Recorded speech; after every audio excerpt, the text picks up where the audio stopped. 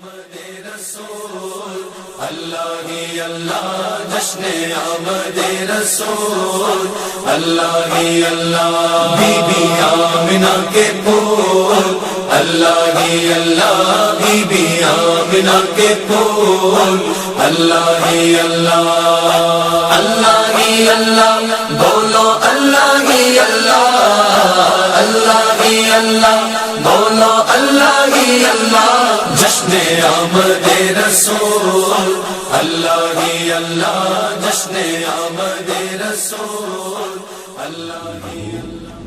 ونصلي ونسلم على سيدنا ومولانا محمد رسوله النبي الأمين المكين الحنين الكريم الرؤوف الرحيم،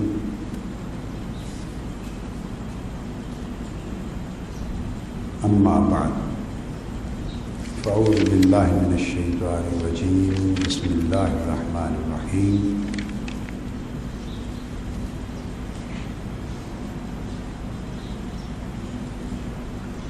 قل بفضل الله وبرحمته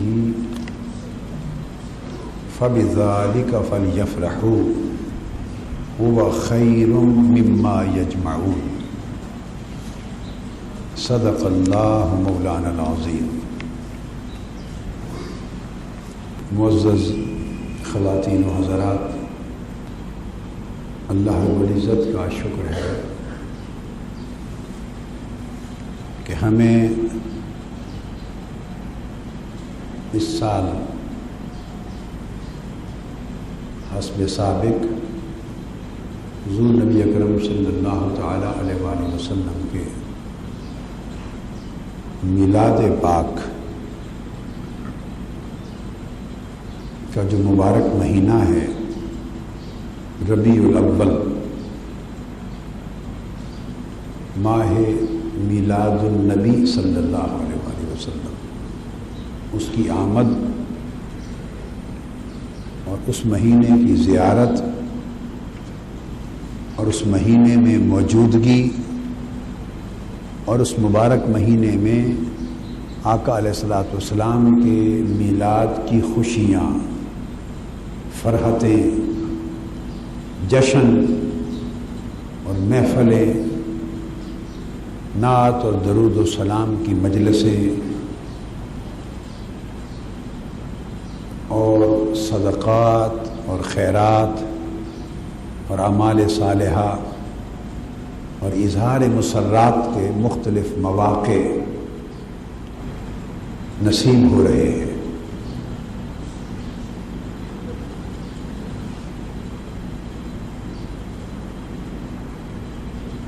محدثین نے، علماء نے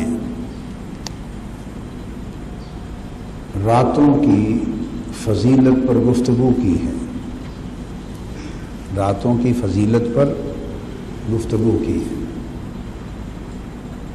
سال کی 364 دن ہیں یا 364 راتیں ہیں، ان سب راتوں میں کون سی رات افضل ہے، یہ سرسری سا ذکر کر رہا ہوں۔ سو افضل راتوں میں لیلۃ القدر کا بھی ذکر آیا ہے، بے شک قرآن مجید میں اس کی افضلیت کا بیان ہے۔ افضل راتوں میں لیلۃ النحر، عید الاضحیٰ کی اور قربانی کی جو رات ہے حضرت، اس کا بھی ذکر آیا ہے۔ یوم عرفہ کا، حج کا دن اور اس کی رات جو آ جاتی ہے، اس کا بھی ذکر آیا ہے۔ افضل راتوں میں لیلۃ نصف شعبان، نصف شعبان کی رات کا بھی ذکر آیا ہے۔ افضل راتوں میں لیلۃ مولد النبی صلی اللہ علیہ وآلہ وسلم، حضور کے میلاد کی رات کا بھی ذکر آیا ہے۔ اپنے اپنے دلائل سے علمی گفتگو کی گئی ہے کتابوں میں، مگر وہ جلیل القدر محدثین جن کے پاس قرآن اور حدیث کا علم کا سمندر بھی ہے اور حضور علیہ الصلوۃ والسلام سے عشق اور محبت کی قلبی اور روحانی نسبت کا ٹھاٹھے مارتا ہوا سمندر بھی ہے، جو دو سمندروں کے جامع ہیں، مرج البحرین کی شان جن کو حاصل ہے، جن کے دلوں کو مرج البحرین، علم اور عشق، علم اور نسبت، تفقہ اور روحانیت، ان دونوں کو یکجا اللہ پاک نے جن کے سینوں میں، جن کے دلوں میں کر رکھا ہے، ان میں مثلا امام قسطلانی ہے، امام قسطلانی، اور اس طرح کے اور بھی اکابر کئی ائمہ ہیں، امام نبہانی تک۔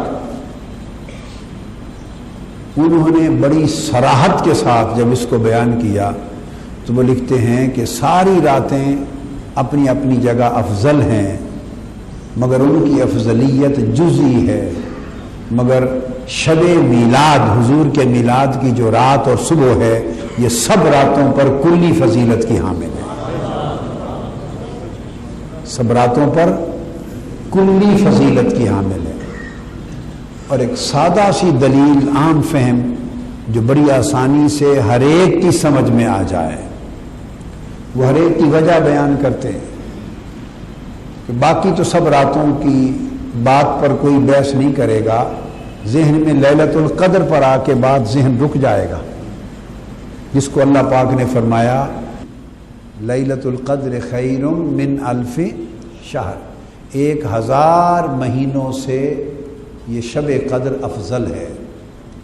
1000 مہینوں کی مدت قریباً 90 برس کے برابر ہو جاتی ہے، تھوڑا اوپر زیادہ، 90-92 برس۔ تو شب قدر کو تو اللہ نے فضیلت دی، اور اس کو 1000 برس، 1000 مہینوں کی فضیلت کر دی کہ برابر کر دیا، تو گویا ایک حد مقرر کر دی نا، ایک حد مقرر کر دی۔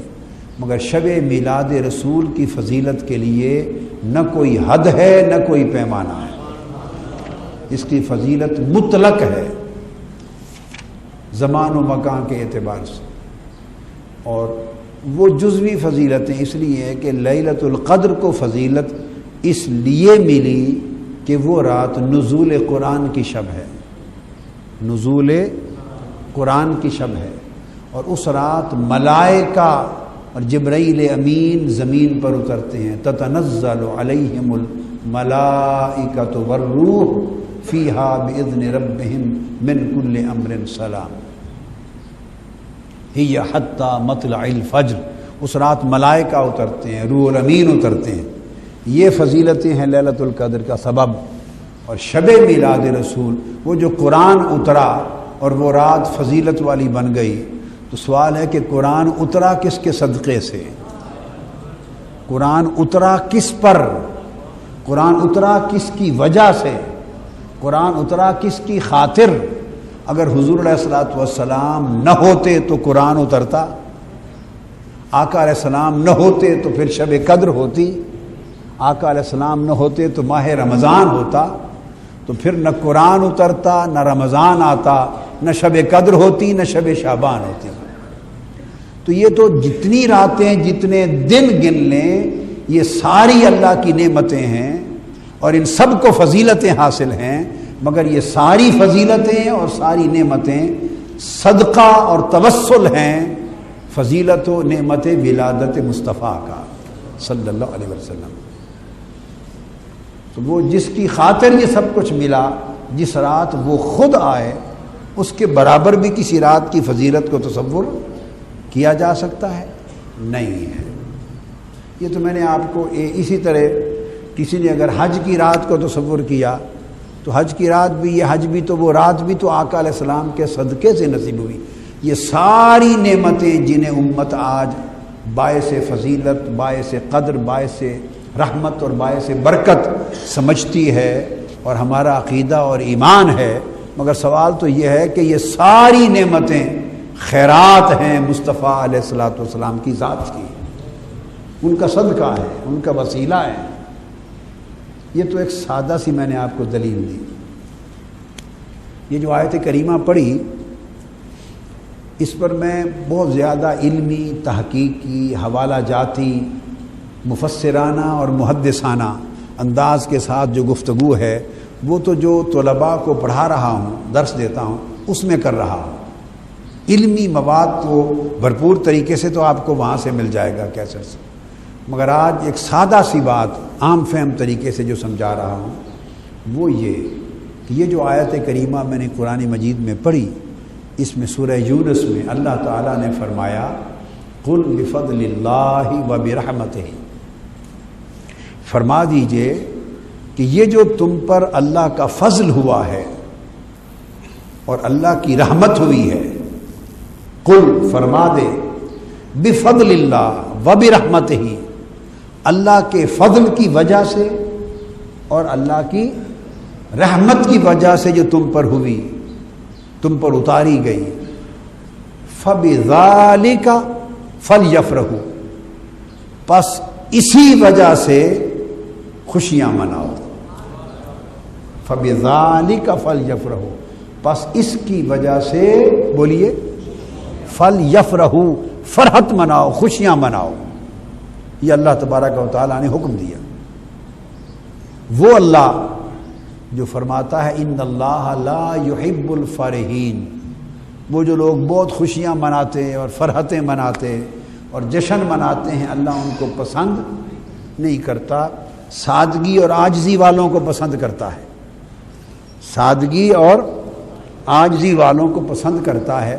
فرحین ہے تو فرحت سے، فرحت سے، مگر فرحین میں معنی ایسا ہے کہ جو اس طرح خوشی منائے کہ وہ زیادہ ہی دھوم دھام لگے اور زیادہ کوئی ایک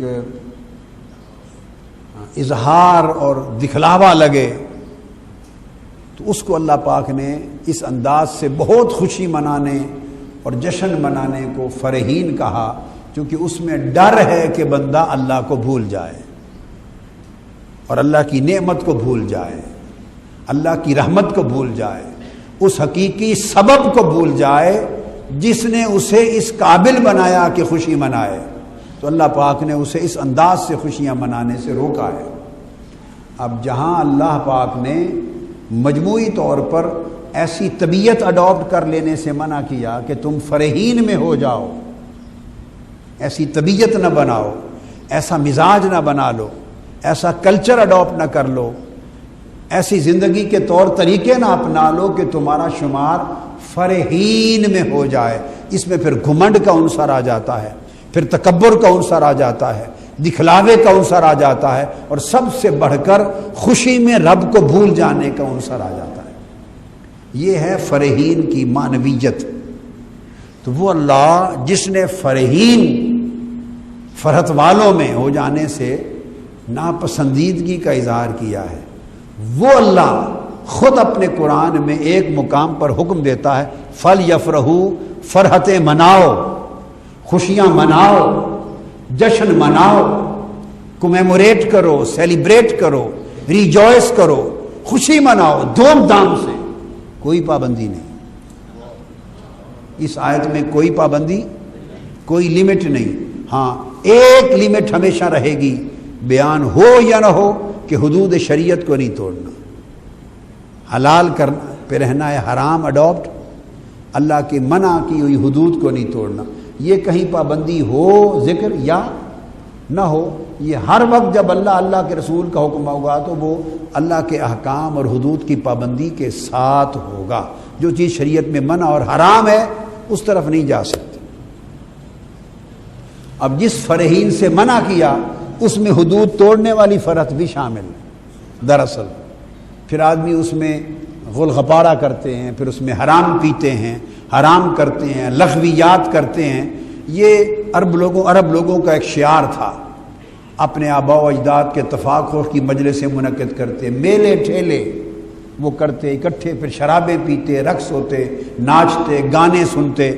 وہ فرحین کا میں نے بڑا ایک مہذب سے اخلاقی سافٹ انداز سے معنی سمجھا دیا تھا، اگر میں نے سمجھا شاید کئیوں کے پلے نہ پڑے تو میں نے تھوڑی سی وضاحت بھی کر دی کہ میلے ٹھیلے جس میں بے حیائی بھی چلی جاتی ہے، یعنی وہ جب حدود توڑ دی تو انسان فرحین میں چلا گیا۔ وہ فرحتیں آج بھی منائی جاتی ہیں۔ یہ جو بسنت ہوتے ہیں، یہ اس ضمن میں جس کے اندر پھر جو کچھ تماشا ہوتا ہے، میں بسنت سے مراد صرف پتنگ اڑانے کی بات نہیں کر رہا، جو اس تہوار کو جو رنگ دے دیا گیا ہے اور حکمران پھر وہ رنگ چڑھانے کے لیے تشریف لاتے ہیں اور حویلیوں کو آباد کرتے ہیں، اور اس کے بعد معلوم نہیں بھی کیا کیا پیتے پلاتے کھاتے کھلاتے. یہ فرحین ہے، یہ اللہ کو ناپسند ہیں. اسی طرح اور ایام آتے ہیں اس کے اوپر انسان حدوں کو توڑتا ہے، اور ایسی اب تو لوگ شادیوں کے اوپر بھی شرابیں پیتے، بےہودہ گوئی کرتے، لغویات کرتے، ناچتے گاتے ہیں. یہ سب لا یحب الفرحین کے زمرے میں چلا جاتا ہے، بلکہ پھر اس میں اسراف بھی آ جاتا ہے، اس میں تبذیر بھی آ جاتی ہے. کئی آرٹیکل اللہ کی ناراضگی کے، گناہ کے، حرام کے ایڈ ہوتے چلے جاتے ہیں. وہ تو ایک قصہ ہے. اب بتا یہ رہا تھا کہ وہ جو ایک جائز دائرے کے اندر ہے، جائز دائرے کے اندر اس فرحین کے تصور کے مقابلے میں یہاں اللہ پاک فرما رہے ہیں قل بفضل اللہ وبرحمتہ فبذالک فلیفرحوا. قل سنیے، قل کا مطلب ہے فرما دیں. جب اللہ تعالیٰ کوئی بات اس انداز سے کہے تو اس میں تاکید پائی جاتی ہے. یہ قرآن مجید کے کمپوزیشن کا طریقہ ہے، ایک گرامیٹیکل پرنسپل ہے، ایک لٹریری قرآنک پرنسپل ہے، نحو کا، بلاغت کا اصول ہے یہ قرآن مجید کا، تفسیر کا، کہ جب اللہ پاک کوئی بات قل فرما دے، حالانکہ وہ سارا ہی قرآن فرمایا ہوا ہے، سارا قرآن فرمایا ہوا ہی تو ہے. تو جب سارا قرآن فرمایا ہوا ہے تو اس کے بعد پھر کبھی کبھی اللہ کہتا ہے قل فرما دیں، اس کا مطلب ہے اگلا چونک جائے، دھیان سے سنے اور اس کی سمجھ میں یہ بات آ جائے کہ بڑی توجہ طلب آگے کوئی بات آ رہی ہے، اہم آ رہی ہے، لہذا ہمتن گوش ہو جاؤں، اور یہ عام بات سے ہٹ کر کوئی بات ہو رہی ہے. قل کا مطلب ہے سنو. جیسے میں آپ سے گفتگو کر رہا ہوں اور گفتگو کے دوران میں آپ سے کروں بھئی یہ بات سنو، سن تو آپ پہلے ہی رہے ہیں مجھے، خطاب جو جاری ہے، مگر خطاب کے دوران جب کوئی کہتا ہے سنو، یا اللہ بولتا ہے خطاب کرنے والوں کو کہ کہو، کہ وہ پہلے ہی رہا ہے، مگر کہے کہ یہ کہو، اس کا مطلب ہے انہیں متوجہ کرو. سمجھ آ گیا نقطہ؟ اب میں اس کا ایگزیجیٹیکل انالیسس کہتے ہیں، تفسیری تجزیہ. کیا؟ تفسیری تجزیہ کردہ ہوں آیت کا. تو قل یہ ایک آرٹیکل آف ایمفیسس ہو گیا، ایک زبردست اہمیت بڑھانے کا آرٹیکل آ گیا. اس کے بعد فرمایا قل بفضل اللہ وبرحمتہ، اللہ کے فضل کی وجہ سے. اصل بات کو ابھی چھپا رکھا ہے، ورنہ کل کہو تو جو بات کہنا مقصود ہے وہی شروع کی جاتی ہے. جب کہا نا کہیں، کیا کہوں، تو سیدھا جو کہنا چاہتے ہیں وہی کہتے ہیں، اسی کو شروع کر دیتے ہیں. مگر ایک اسلوب کا بھی یہ ہوتا ہے کہ جو اصل بات کہنا درکار ہے اس کو بھی چھپایا ہوا ہے. کہا قل فرما دیں بفضل اللہ، اللہ کے فضل کی وجہ سے. اب اس لفظ تک کچھ سمجھ میں آئی ہے کہ اللہ کہنا کیا چاہتا ہے؟ کچھ سمجھ آئی ہے کہ اللہ کیا کہنا چاہتا ہے؟ کیونکہ اگر تو فرما دیتا تم پر اللہ کا فضل آ گیا، قل فرما دیں کہ تم پر اللہ کا فضل آ گیا، تو بات فوری سمجھ میں آ جاتی کہ اللہ نے یہ آگاہ فرمایا. مگر اس نے فرمایا قل کہو، فرما دو بفضل اللہ، اللہ کا جو فضل تم پر ہوا ہے اس وجہ سے. تو پھر سوالیہ نشان رہا. یہ جو ایک استفہام پیدا کر دینا، ایک ذہن میں ہیجان اور سوال کریٹ کر دینا، یہ طریقہ تاکید ہے عربی میں. اس سے تاکید پر ایک اور تاکید آ گئی. پہلی تاکید قل میں تھی، دوسری تاکید بفضل اللہ سے بات شروع کرنے میں، تو ایک اور تاکید آ گئی. یعنی بندے اور اٹینشن ہو گئے، 4 زانو بیٹھے تھے 2 زانو ہو کے بیٹھ گئے، دھیان کر لیا کیا بات آ رہی. پھر فرمایا وبرحمتہ، اور اسی طرح تم پر جو اللہ کی رحمت ہوئی ہے اس کی وجہ سے. باری تعالیٰ کہنا فرمانا کیا چاہتے ہیں؟ ابھی تک تو وجہ ہی بتا رہے ہیں آپ. اس وجہ سے، اس وجہ سے، آپ کیا فرمانا چاہتے ہیں اس وجہ سے؟ وہ کہتے ہیں سنو، 3 تاکیدیں آ گئیں. کیا؟ 3 تاکیدیں آ گئیں. تاکید بالقل، تاکید بفضل اللہ، تاکید برحمتہ، 3 تاکیدیں. اس کے بعد فرمایا قل بفضل اللہ وبرحمتہ. خیال تھا کہ اب بات ہو جائے گی. اس نے پھر فرمایا اور اب پورا قرآن آپ اٹھا لیں الحمد سے والناس تک، پورے قرآن میں کسی ایک جگہ اللہ کے کسی ایک حکم کے لیے بھی یہ طریقہ نہیں اپنایا گیا. یہ میں نے ایک خاص بات کی ہے، ایک خاص ذمہ داری سے، تیقن سے، اتھارٹی سے بات کی ہے. اتھارٹی سے بات کی کہ چھوٹا مختصر سا پیغام ہو، چھوٹی سی آیت ہو، چند الفاظ ہوں، اور ایک پیغام پہنچانا مقصود ہو، اور اس پیغام کو اس انداز کے ساتھ تاکیدوں پر تاکید، تاکیدوں پر تاکید ڈال کے ایک ہیجان انگیز، ایک پوری توجہ ہمتن گوش کر کے لوگوں کو متوجہ کر کے پھر جا کے ایک لفظ میں بات کہی جائے. پورے قرآن میں کسی حکم کو کنوے اور کمیونیکیٹ کرنے کا یہ طریقہ اور سلیقہ اپنایا نہیں گیا. اتنا عجیب طریقہ اس لیے ہے کہ بات بڑی خاص ہونے والی ہے، بات بڑی خاص ہونے والی ہے، خاص ہونے والی ہے. اور وہ آگے بتاتا ہوں. تو فرمایا محبوب بتا دو اللہ کے فضل کی وجہ سے جو تم پر ہوا ہے، اللہ کی رحمت کی وجہ سے جو تم پر ہوئی ہے. اور پھر چوتھے لفظ فرمایا فبذالک، پس اسی کی وجہ سے. پھر فرمایا فبذالک، پس اسی کی وجہ سے. یہ نہ سمجھنا، بعض لوگ یہ کہہ دیتے ہیں کہ اللہ پاک نے قادری صاحب کو ایک قدرت کلام دی ہے، ایک انداز بیان دیا ہے، فصل الخطاب دیا ہے، اپنی بات اس انداز سے کرتے ہیں کہ وہ جو نہیں مانتا اس کے بھی دل دماغ میں اتر جاتی. نہیں، یہ کوئی کلام اور خطاب نہیں ہے. میں تو اپنے کلام اور خطاب کا کوئی ایک لفظ بھی نہیں ڈال رہا، صرف قرآن کی اس آیت کی تجزیہ آپ کے سامنے رکھ رہا ہوں. اور اگر میری کہی ہوئی بات کوئی اصول میں، اصول تفسیر میں، اصول بلاغت میں، اصول فصاحت میں، اصول نحو میں جو قواعد ہیں کسی زبان کے، اس میں نہ ہو تو پھر تو کوئی کہہ سکتا ہے کہ یہ انہوں نے ایک رنگ کے طور پہ اتنا مؤثر رنگ دیا ہے کہ ہر آدمی جو ہے اس کے دل میں اتر گئی ہے. نہیں، میں نے نہیں اتاری، وہ خود اتارنے والا اتار رہا ہے. اس نے بات ہی اس انداز سے کی ہے کہ وہ دل پتھر اور تالا بھی لگا ہوا ہو تو ٹوٹ جاتا ہے، بس اس کا دل تالا نہیں کھلتا جس کی چابی گم اور زنگ چڑھ گیا. جس کی چابی گم ہو گئی، زنگ چڑھ گیا، وہ تو اللہ پاک اس پر 10 تاکیدیں اور بھی فرما دے تب بھی نہیں کھلے گا. چابی گم کر بیٹھا اور زنگ ہی چڑھ گیا. اور کسی نے وہ جو چابی والی جگہ تھی اس میں پتہ نہیں کیا ڈال دی، ایلفی ڈال دیا، جم گئی، اب وہ کھلتی نہیں. ختم اللہ علی قلوبہم وعلی سمعہم وعلی ابصارہم غشاوہ. اگر تو مہر لگ جائے، دل سیل ہو جائیں، آنکھوں پر پردے پڑ جائیں اور کان بند ہو جائیں تو پھر تو ایسی تاکیدیں کام نہیں آتی. اور اگر یہ کھلے ہوں کان، آنکھیں کھلی ہوں، دل کھلے ہوں تو پھر تو اللہ کی تاکیدیں خود اتریں گی. میں کون ہوں اتارنے والا؟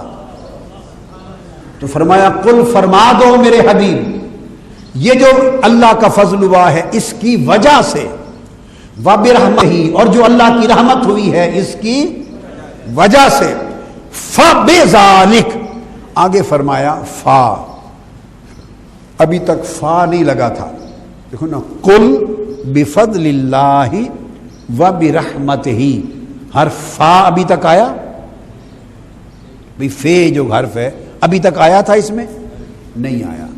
اب چوتھے مقام پر حرف فا آیا، فبذالک. تو فا عربی لغت میں، عربی نحو میں، عربی ادب میں خود تاکید کے لیے ہوتا ہے. فا خود تاکید کے لیے ہوتا ہے. جس بات کو مؤکد کرنا ہو، سخت تاکید کرنی ہو تو اس کے پہلے فا لاتے ہیں، فے. تو فبذالک، فا لگا دیا. اب بن گیا پہلی تاکید بکل، دوسری تاکید بفضل اللہ، تیسری تاکید برحمت اللہ، چوتھی تاکید بفا، فا کے ساتھ تاکید ہوئی. فرمایا پس خبردار. اب سنو. باری تعالیٰ ہم تو بڑی دیر سے اٹینشن ہو کے بیٹھ گئے ہیں، سننا چاہتے ہیں. تو کیا فرمانا چاہتا ہے؟ تیار ہے سننے کو. فرمایا پس بذالکا، بات پھر بھی نہیں کی. بذالکا، یہ جو میں نے بیان کیا، میری فضل اور میری رحمت کا تمہارے پاس آنا، اس کی وجہ سے 5 تاکیدیں آ گئیں. کتنی تاکیدیں آ گئیں؟ 5. تو آپ نے کہا نا مارج البحرین مکمل کریں. اللہ کو 5 تن سے بڑی محبت ہے. تاکیدیں بھی 5 کر دی، تاکیدیں 5 کر دی. فبذالک، بذالک. تو یہ ساری تاکیدیں کرنے کے بعد فرمایا باری تعالیٰ اب فرما دے اتنی تاکیدوں کے بوجھ ہو گئے، ہم متوجہ ہیں، ہم تیرے قول پر ایمان لاتے ہیں، تیرے ساتھ میثاق کرتے ہیں، تیرے ساتھ عہد کرتے ہیں، ہم تیار ہیں تیری بات سننے اور ماننے کو، بس تو حکم دے، ہم اٹھ کھڑے ہوں گے اس کی تعمیل کے لیے. فرمایا اب تیار ہو گئے ہو؟ جی ہاں. تو فرمایا فبذالک فلیفرحوا، اس کے بعد پھر فا لگا دیا. فبذالک، ذالک پہ فا اور یفرحوا پر پھر فا، چھٹی تاکید آ گئی. اللہ کی ذات کے لیے ہم یہ نہیں کہہ سکتے، کفر ہو جاتا ہے. مگر اگر انسانی معاملہ ہونا، کیا انسانی معاملہ ہو اور کوئی اتنی تاکید پہ تاکید، تاکید پہ تاکید، تاکید پہ تاکید کرتا چلا جائے تو انسانی معاملہ ہو تو ہم کہتے ہیں اس کا جی نہیں بھرتا. اتنی تاکیدیں، اتنی تاکیدیں، تاکیدوں سے جی نہیں بھر رہا، یہ کہتے ہیں. اور جنگ کی ایک پنجابی زبان میں اس کے لیے محاورہ استعمال ہوتا ہے، وہ آپ کو سمجھ نہیں آئے گا تو سمجھانا مقصود نہیں، بس سنانا مقصود ہے.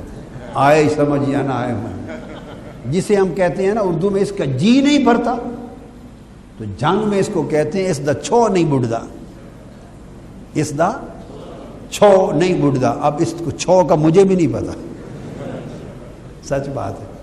چھو، میں جنگ کا رہنے والا ہوں، وہیں پیدا ہوا پلا، مگر چھو اصل کیا لغت ہے اور اس کی میننگز کیا ہیں کوئی پتہ نہیں. ایک فہم اندازہ ہوتا ہے کہ مراد جی ہوگا، مراد جی ہوگا. دا چھو نہیں بڑھدا، یہ پتہ نہیں کوئی اور ہی ہو، اسے غلط نہ ہو جائے.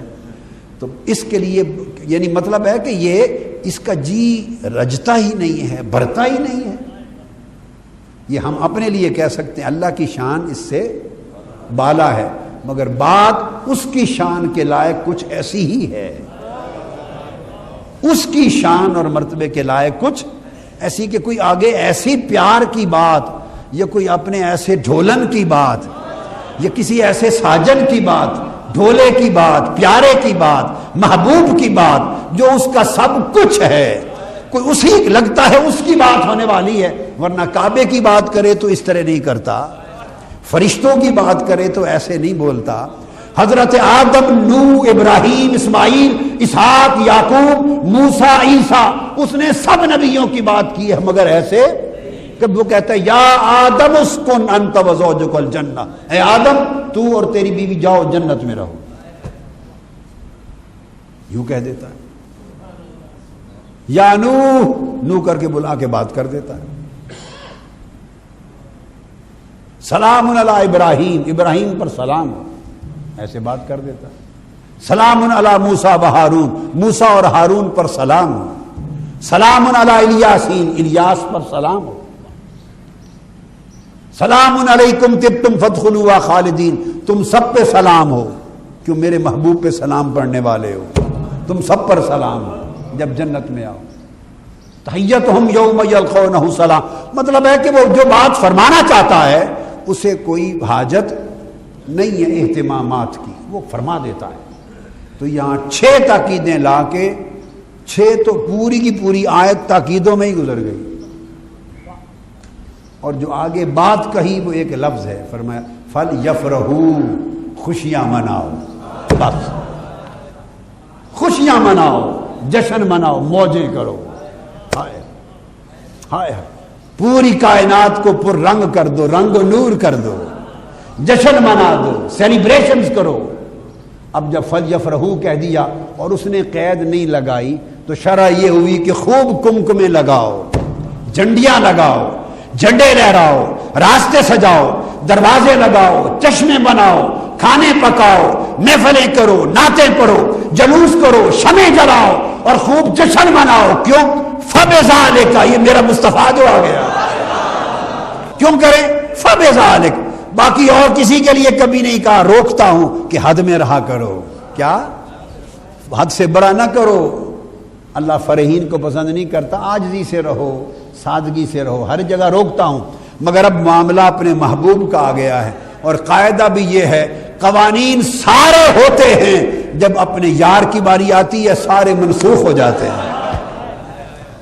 محبوب کے لیے دنیا میں قوانین منسوخ کر دیے جاتے ہیں، نہیں کر دیے جاتے جی؟ محبوب کی بات آئے سب قوانین منسوخ۔ خیر محبوب کی بات آ جائے تو رب ہو کر محبوب کے نام کی قسمیں کھا لے، رب ہو کر محبوب کے شہر کی قسمیں کھا لے، رب ہو کر محبوب کے شہر کے گلی کوچوں کی قسمیں کھا لے، رب ہو کر محبوب کے چہرے کی قسمیں کھا لے، رب ہو کر محبوب کی زلفوں کی قسمیں کھا لے، رب ہو کر محبوب کے پورے سینے کی قسم کھا لے، رب ہو کر محبوب کی آنکھوں کی قسمیں کھا لے، رب ہو کر محبوب کے وجود کی قسمیں کھا لے۔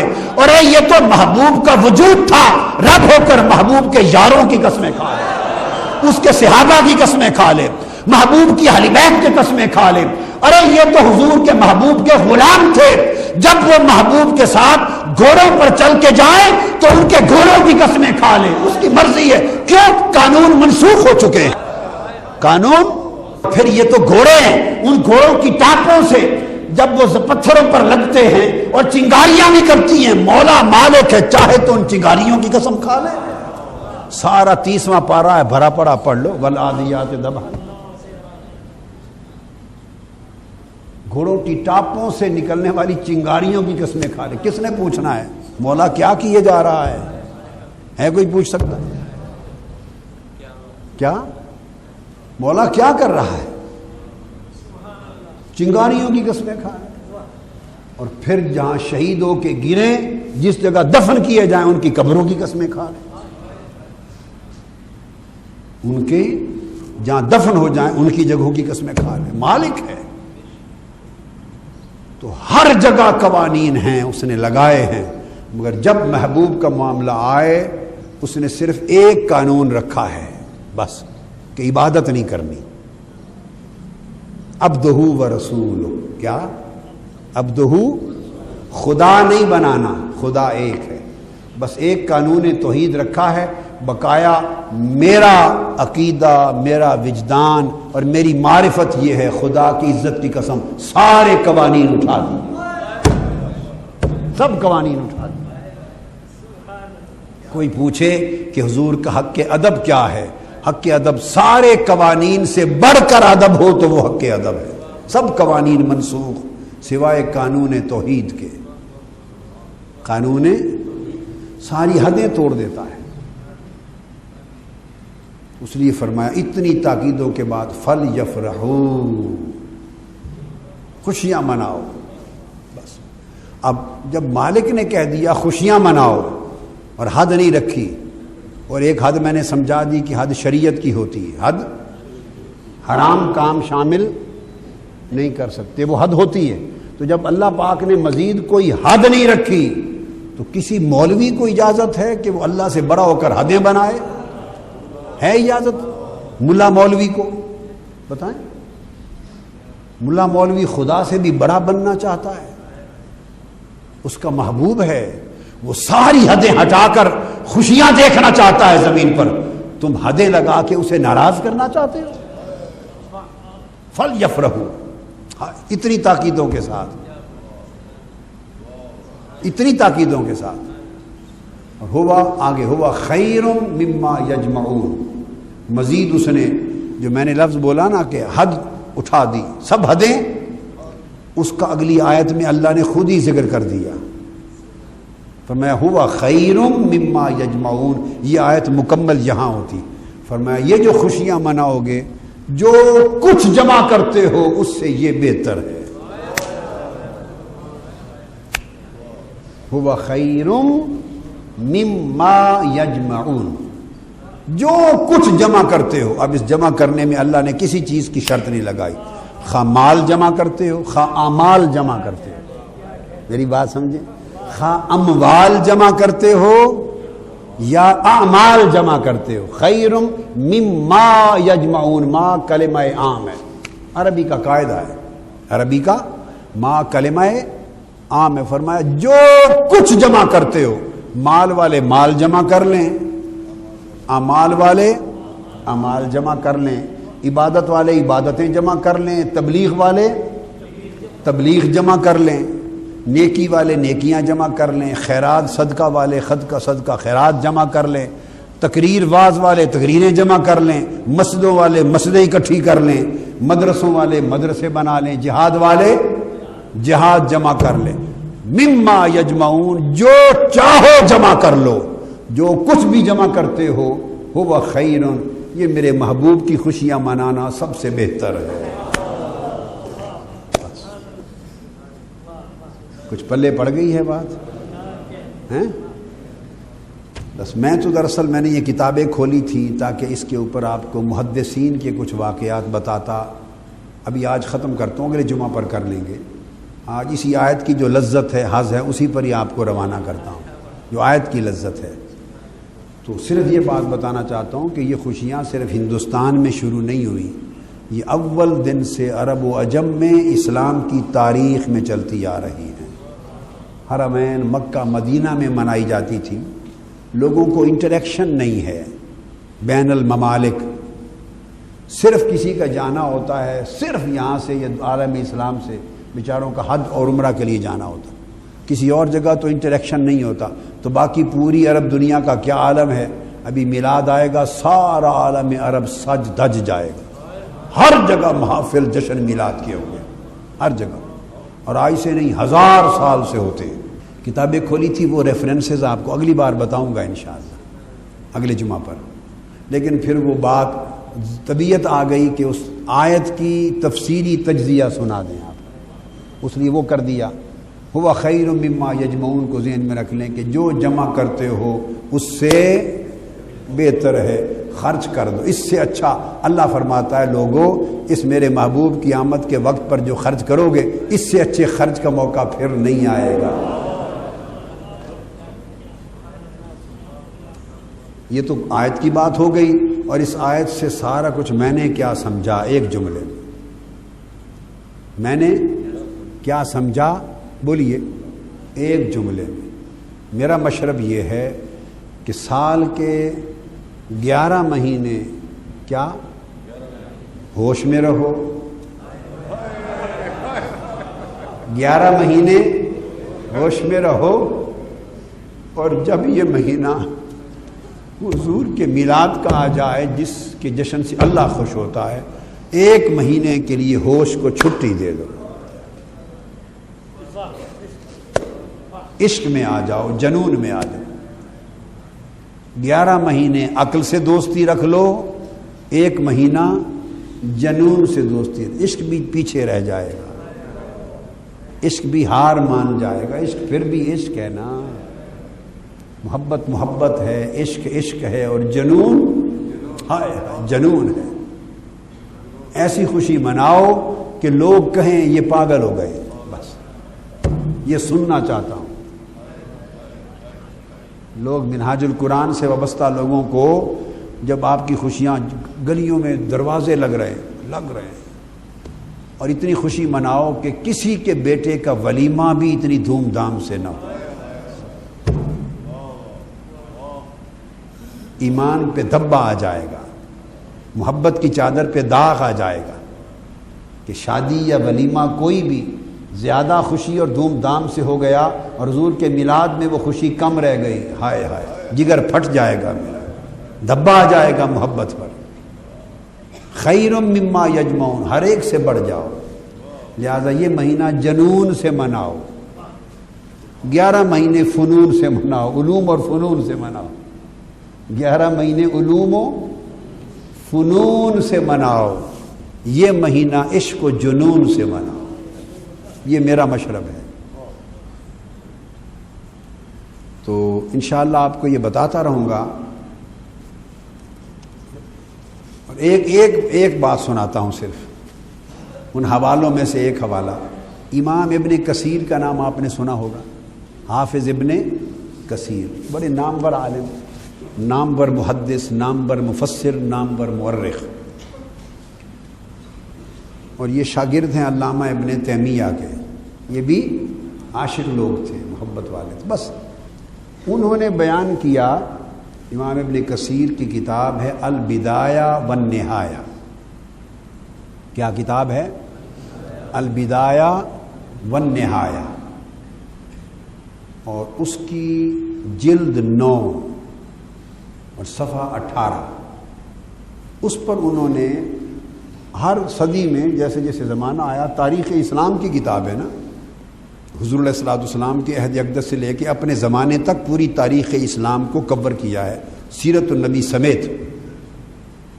تو سلاطین اسلام اور عمراء اسلام کو بھی بیان کرتے ہیں، حکام، سلاطین، بادشاہان وقت جو ہوئے، ان کے حال احوال بھی بیان کیے ہیں۔ تو جب وہ پہنچے ہیں ایک بادشاہ کے زمانہ پر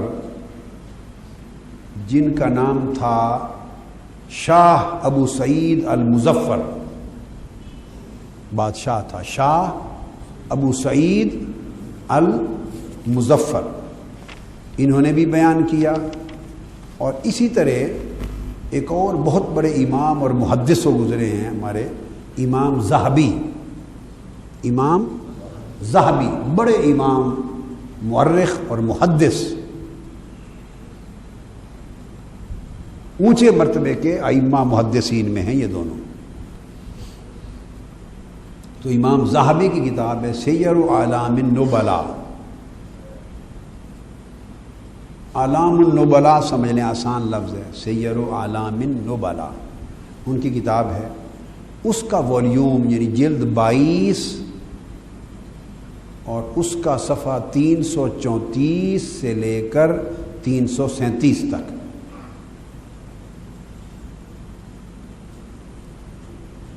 وہ بھی جب ان کے بیان پر آتے ہیں، شاہ ابو سعید المظفر، اور اس طرح اور محدثین اور مورخین نے بھی بیان کیا، امام سبت الجوزی نے بھی بیان کیا، بہت سارے ائمہ محدثین نے ان کا ذکر کیا ہے۔ صرف وہ بتانا چاہتا ہوں، وہ بیان کرتے ہیں، ان کے زمانے کے لوگ تھے، یہ سلطان ابو سعید المظفر، یہ سلطان سبکتگین کے پوتے ہیں، اور سلطان صلاح الدین ایوبی کے بہنوئی ہیں۔ آپ کو برا تعارف بھی کرا دوں نا کہ کن کی بات ہو رہی، سلطان صلاح الدین ایوبی کے، بولیے، بہنوئی ہیں۔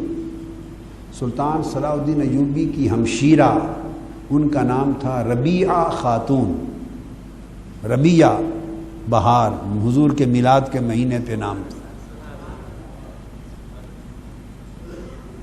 ربیع فی ربیع فی ربیع، ربیع بہار کو کہتے ہیں۔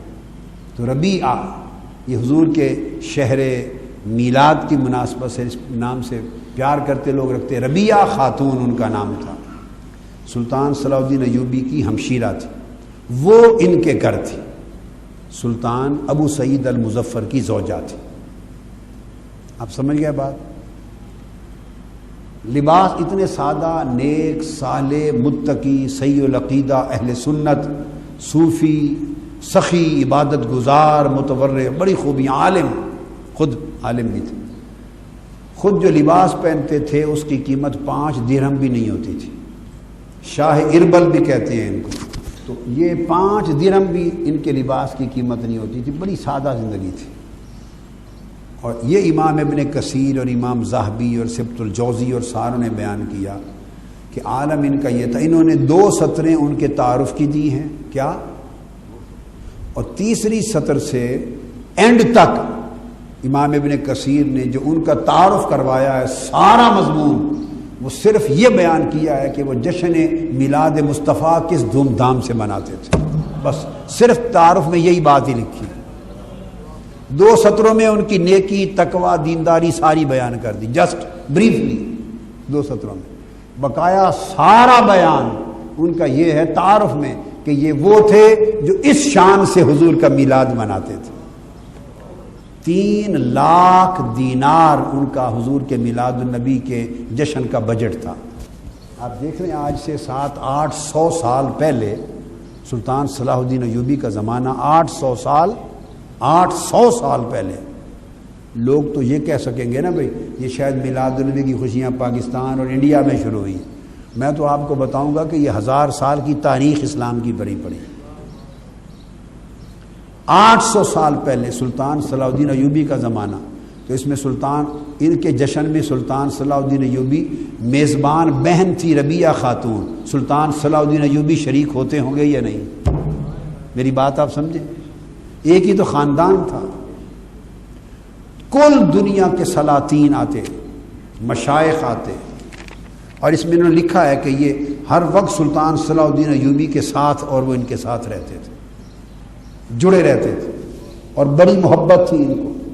اور اسی محبت کی وجہ سے اور ان کی نیکی اور تدین کی وجہ سے سلطان صلاح الدین ایوبی نے اپنی ہمشیرہ ربیہ خاتون کی اس سے شادی کر دی تھی. یہ امام ذہبی نے لکھا ہے. اب وہ نیکی کیا تھی جو سلطان صلاح الدین ایوبی کو پسند آئی اور اپنی ہمشیرہ ربیہ خاتون کا رشتہ دے دیا. اب جس سے ان کو ان سے پیار تھا کہ بڑا عاشق رسول ہے, وہ یہ تھا جو سنا رہا ہوں. 3 لاکھ بجٹ تھا سونے کے دینار کا. آج کل تو سونے کے دینار رہے نہیں, آج کل تو نہیں رہے. تو یہ تو کوئی 60, آج کل کا بھی حساب کوئی اگر ہوتا تو 60 کروڑ روپیہ بنتا ہے. اور اس زمانے پتہ نہیں کتنے وزنی تھے سونے کے دینار. اگر اس سے بھی زیادہ قیمت ہو تو ممکن ہے 6 ارب بن جائے. ممکن ہے 60 کروڑ کی بجائے 6 ارب بن جائے. اب یہ مسقط عمان اور کویت کے جو دینار ہیں وہ 200 روپے کے ہیں. ایک دینار 200 روپے کا, کاغذ کے ہیں دینار. اور اس وقت تو پورے سونے کے ہوتے تھے. اور بعید نہیں ہے کہ تولہ آدھا تولہ کا ہی ایک دینار ہو, آدھے تولے کا. ممکن ہے آدھے تولے کا ہی دینار ہو. اور ایک دینار ہم تو 200 روپے کے حساب سے لگا رہے ہیں نا بیٹھے. اگر ایک دینار سونے کا 1 تولے کا ہے تو 8000 روپے کا تو 1 تولہ 1 دینار بن گیا. آدھے تولے کا ہے تو 4000 روپے 3000 روپے کا دینار بنا. تو 3-4 ہزار کو اگر آپ 6 ماشے 3-4 ہزار کو 3 لاکھ سے ضرب دیں تو یہ تو شاید 6 ارب روپیہ بن جاتا ہے. تو 60 کروڑ یا 6 ارب روپیہ, کیا یا 6 ارب روپیہ ان کے میلاد پاک کے جشن کا بجٹ تھا.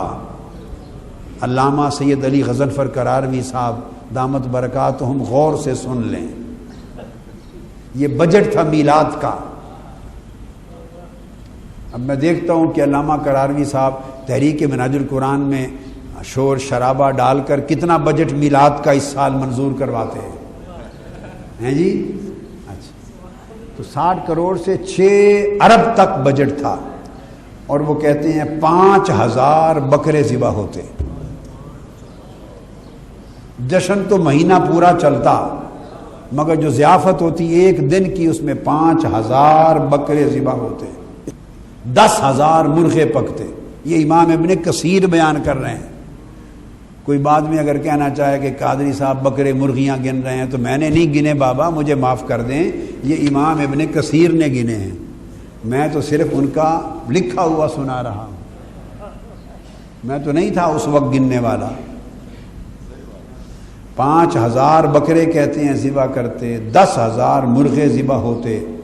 اور ایک اور پرندہ لکھا ہے زبدیہ, وہ 1 لاکھ کی تعداد میں ذبح ہوتا. 1 لاکھ کی تعداد میں صلی اللہ علیہ وسلم. تو میں یہ عرض کر رہا تھا 30,000 تھال کہتے ہیں میٹھی چیزوں کے, سویٹس کے بنتے. اور پھر اس طرح علاوہ اس کے وہ میلاد کی ضیافت کے لیے 1 لاکھ دینار حرمین شریفین بھیجتے, دار ضیافت کو الگ دیتے. اس تقریب کے علاوہ تاکہ پورا مہینہ حضور کے میلاد کا لنگر مہمان خانے میں بھی چلتا رہے. 1,00,000 دینار ان کو دیتے. اس کا مطلب ہے کہ 2 ارب روپیہ اس لنگر خانے کا ہو گیا, 6 ارب روپیہ اس ایک دن اور رات کی ایک ضیافت کا ہو گیا. میلاد گرینڈ ڈنر کا ہو گیا, گرینڈ ڈنر آف میلاد. اور پھر فرماتے ہیں کہ اسی طرح حجاز حرمین میں وہاں بھی 30,000 دینار حرمین شریفین کے لیے بیچتے میلاد کا. 30,000 دینار. یہ کوئی آپ سمجھ لیں کہ 1 ارب یا 75 کروڑ روپیہ بن گیا نا, یہ حرمین شریفین میلاد کے لیے بیچتے. اور اس کے علاوہ پھر خیرات ہوتا, اور اس میں پھر محافل میلاد ہوتی, محافل نعت ہوتی. ایک عظیم امام حدیث اور محدث امام ابن دحیہ کلبی, انہوں نے حضور کے مولد پر جو کتاب لکھی تھی, ان کے زمانے میں تھے وہ کتاب میلاد النبی کی, مولد النبی, وہ پڑھتے اس محفل میلاد میں. آقا علیہ السلام, ان کا نام تھا التنویر فی مولد البشیر النذیر, شیخ امام ابو الخطاب بن دحیہ. اور دنیا کے محدث, مفسر, ائمہ, مشائخ, علماء, عشاق, محبین اس مجلس میں آتے, اور بڑے بڑے ائمہ محدثین نے لکھا ہے کہ ہم نے بھی شرکت کی. خود بیان کرتے ہیں مختلف. جب ابن کثیر بیان کرتے ہیں تو اپنی شرکتیں کہیں بیان کرتے ہیں, ملا علی قاری اپنا بیان کرتے ہیں, امام جلال الدین سیوطی نے بھی ان کو بیان کیا, یہ سارا ملا علی قاری نے بھی بیان کیا. یعنی اس کی دھوم تھی دنیا میں. یہاں ایک مغالطہ پایا جاتا ہے. بعض لوگ کہتے ہیں کہ انہوں نے بنیاد رکھی میلاد کے جشن کی, یہ غلط ہے. یہ بانی نہیں, یہ بانی میلاد تو صدیوں ان سے بھی پہلے سے حضور کی امت میں چلا آ رہا تھا. ان کا نام تو معروف ہوا اتنے شاہانہ طریقے سے دھوم دھام کے ساتھ جو انہوں نے منایا, اتنا خرچ اور دھوم دھام سے نہیں ہوتا تھا. یعنی یہ تو نمبر لے گئے, سعادت لے گئے, سبقت لے گئے, یہ تو سبقت لے گئے, ورنہ بانی یہ.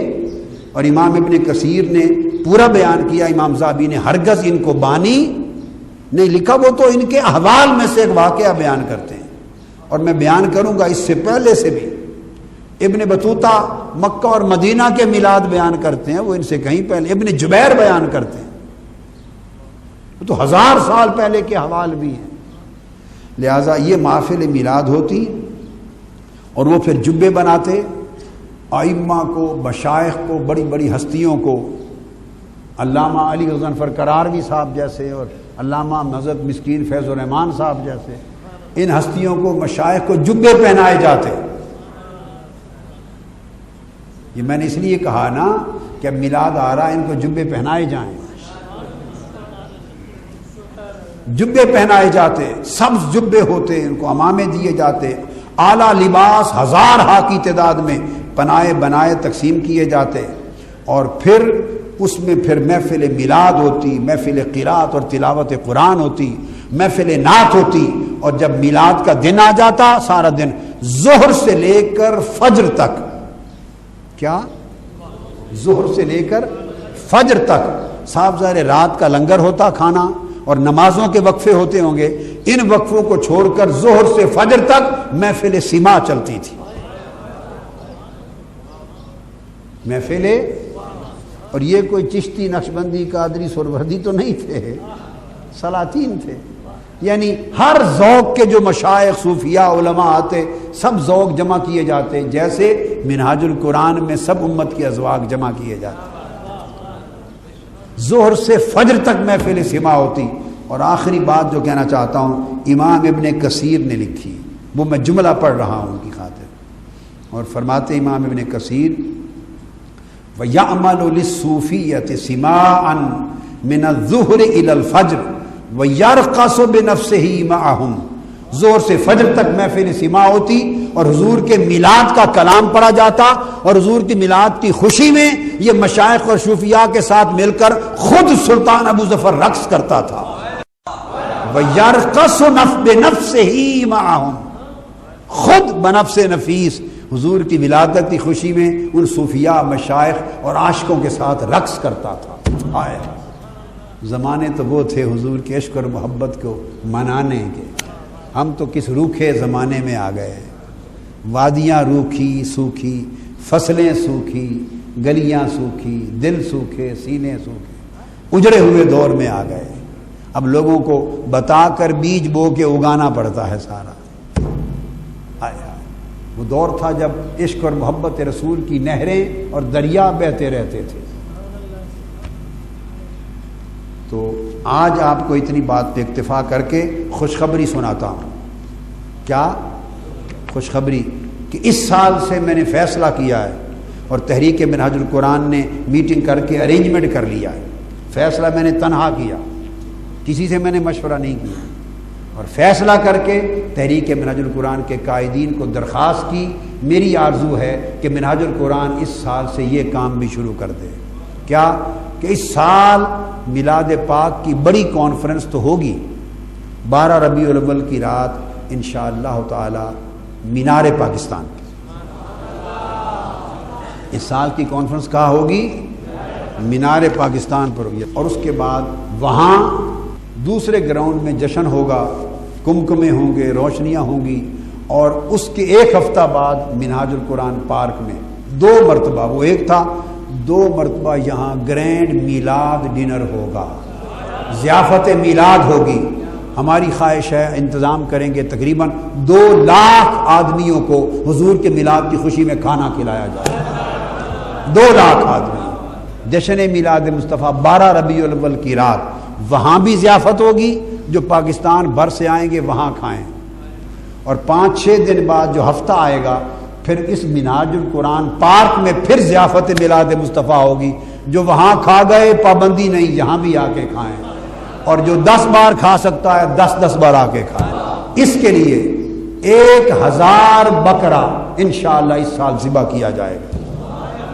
بولیے کتنا؟ 1000 بکرا ذبح کیا جائے گا اس سال انشاءاللہ تعالی، اور اس کی اعلان عام، اجازت عام دے رہے ہیں۔ ہوگا یہ ہر شخص کی طرف سے جو حصہ لینا چاہے، اجازت عام ہے ہر شخص کی طرف سے۔ اس کے نام کا 1 بکرا لیا جائے گا حضور کے میلاد کے لنگر کے لیے، اور وہ جو لنگر ہوگا اس میں پھر کیٹرنگ کا حصہ بھی ہر آدمی کے حصے میں جتنا خرچ پڑا ڈال دیں گے، اور میں انشاءاللہ اس کا آغاز کر رہا ہوں، اور 12 دن ہمارے ہاں تو محفل میلاد چلے گی، جلوس مشل بردار، اور اس کے بعد ہر رات گھر پہ لنگر اور حضور کی میلاد کی مختصر محفل۔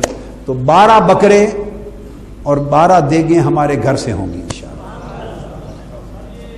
12 بکرے اور دیگیں ہمارے گھر سے ہوں گی، ابتدا کر دی میں نے۔ تو جس نے حصہ، مگر حصے کی 2 طریقے ہیں، ایک تو جو پورا یونٹ اپنا بکرا اور دیگ حضور کے میلاد میں کرنا چاہے اس کو تو بتا دیا اچھے، باقی لوگ جو اس سے کم کی طاقت رکھتے ہوں، پورا نہ کر سکتے ہوں، اور وہ چاہیں کہ محروم نہ رہیں حضور کے میلاد میں ہمارا حصہ پڑ جائے، ان سب کو بھی حضور کے عاشقوں کو اجازت عام ہے۔ یونٹ بتا دیا، خوش نصیبی ہوگی کہ وہ حضور کے میلاد کے لیے 1 بکرا دیگ کا پورا یونٹ ڈالے، جس کی اتنی استطاعت نہیں وہ جتنا کر سکے وہ ان کے لنگر میں حضور کے میلاد کے جشن اور ضیافت میلاد کے لنگر میں ڈال سکتا ہے، اجازت عام ہے، اس کی بھی تحریک چلائیں آپ۔ اب میں دعا کر کے اٹھتا ہوں، وما علینا الا البلاغ۔ اللہ ہی اللہ جشن آمد رسول، اللہ ہی اللہ بی بی آمنہ کے پھول، اللہ ہی اللہ بی بی آمنہ کے پھول۔